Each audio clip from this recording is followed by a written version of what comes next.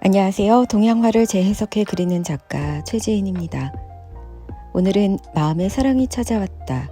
하트 모란을 그리는 과정 영상에 담으면서 시리즈로 작업하는 것에 대해서 말씀드릴게요.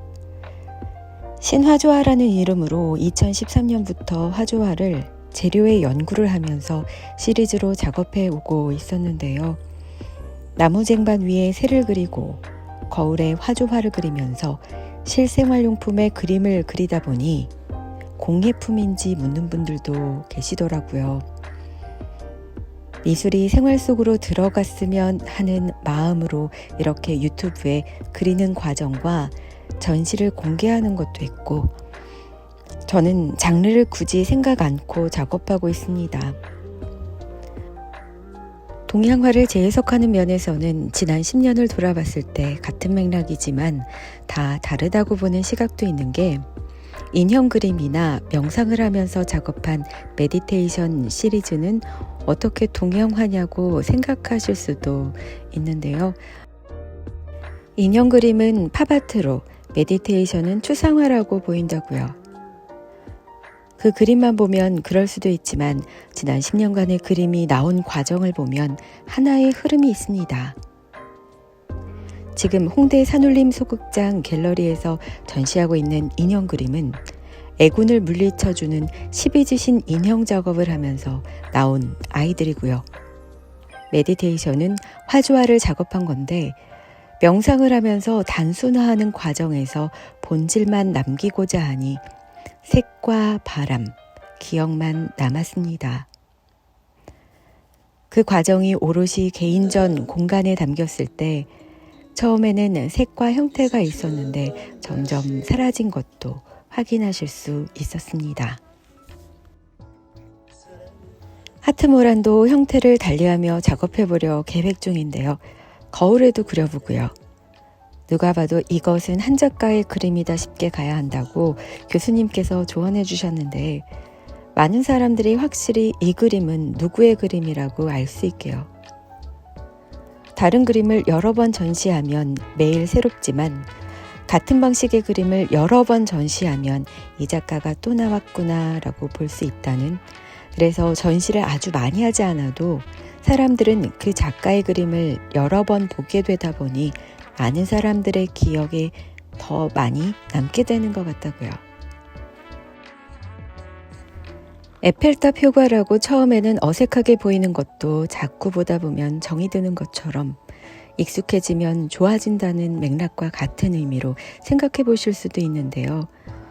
처음에는 너무 유치하다는 이야기를 들었던 그림도 계속 보이다 보니 그 작가의 개성으로 인식되는 경우도 요즘은 종종 보게 됩니다.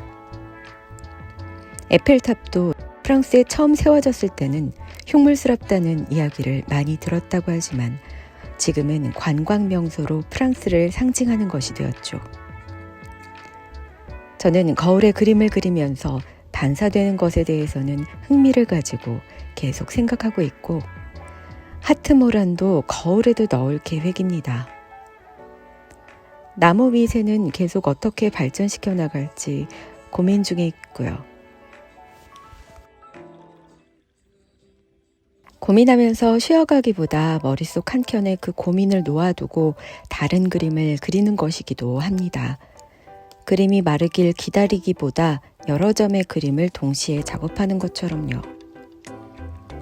저도 동양화를 재해석하는 것으로 보면 지난 10년이 하나의 시리즈로 지금도 동양화를 재해석하는 과정 중에 있는 것이고, 재료의 연구 측면에서 보면 나무 쟁반, 거울 등으로 나눌 수도 있는데요. 많은 분들에게 아직 저라는 존재가 알려지지 않은 상태에서는 뭐라 말하기도 민망할 수도 있겠죠.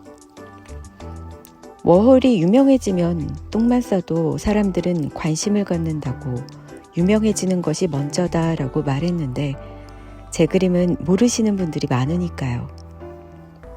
그래서 지금까지 전시도 다 하고, 사실 방송을 할 때도 들어오는 일, 이미지만 생각하고 다 했는데요. 그럼에도 모르시는 분들이 많습니다.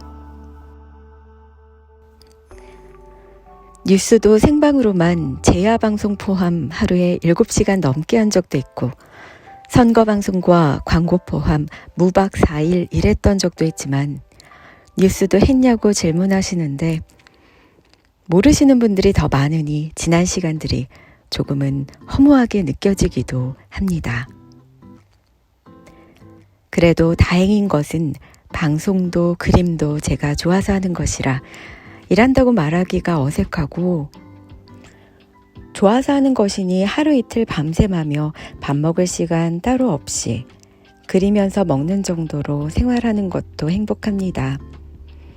그나저나 전시가 완료된 인사동 갤러리에 그림도 찾으러 가야 하고 내일부터 전시인 산울림 소극장에도 거울 키링을 가져다 두어야 하는데 하트모란을 그리다 보니 그림에서 손을 뗄 수가 없습니다. 보시는 것처럼 세필로만 그리고 있어 시간이 오래 걸립니다. 실물로 그리는 과정을 보면 뭔가 그리면서 변해가는 게 보이는데 사진에는 다 안 담겨 아쉽기도 합니다. 그래도 그림을 그리는 과정이 재밌어서 해야 할 일을 미루고 그림만 그리게 되는 요즘입니다. 책도 보고 친구들이 하는 개인전도 가봐야 하지만 입에 구겨진 작은 조각들을 찾아내어 그리다가 꽃의 구조를 생각하며 꽃잎 한 장, 자리를 잡아주는 것이 지금은 먼저입니다. 파선지에 색이 스며드는 것도 오랜만에 느끼는 행복이고 고운 채색화 분체를 가루내어 악교를 더하며 물감을 만드는 것마저 잊고 있던 재미라 사람들을 만나고 있어도 서둘러 그림 앞에 앉고 싶은 마음입니다. 너무 말을 안 하다가 녹음해서 목소리가 떨리기도 했지만 오늘 시리즈로 작업하는 것에 대해 말하면서 마음에 사랑이 찾아왔다 하트무란을 그리는 영상 담아봤습니다. 시리즈로 변화를 주며 작업하는 것은 데미안 허스트가 시리즈로 작업하며 각 시리즈마다 완판을 하고 다시 그리지 않아서 희소성이 더 있다 보니 그 그림을 갖고 싶어하는 분들 사이에서 인기가 높아지면서 마케팅이 잘 된 케이스로 학부 때 수업을 들었던 기억이 있습니다. 그것을 들으며 저도 시리즈로 작업해보고 싶다고 생각했었는데 인지도에 문제가 있을 줄은 생각하지 못했던 것도 있지만요.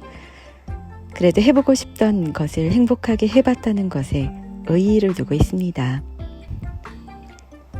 끝날 때까진 끝난 게 아니니 이렇게 계속 그리다 보면 좋아하시는 분들도 생기겠죠.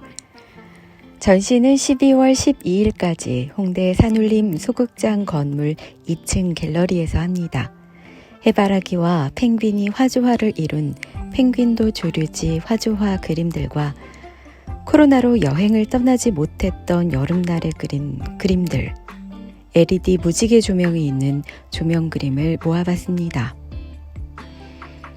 지난 인사동 코트에서 했던 희망을 전하다 릴레이 전시로 이번 전시도 기획하신 한선우 작가님이 말달리자 크라잉넛의 이상면 작가님 전시와 함께 공연도 소극장에서 하니 연극과 최병인 작가님의 피프 영상이 더해지는 것도 다채롭게 준비하고 계십니다.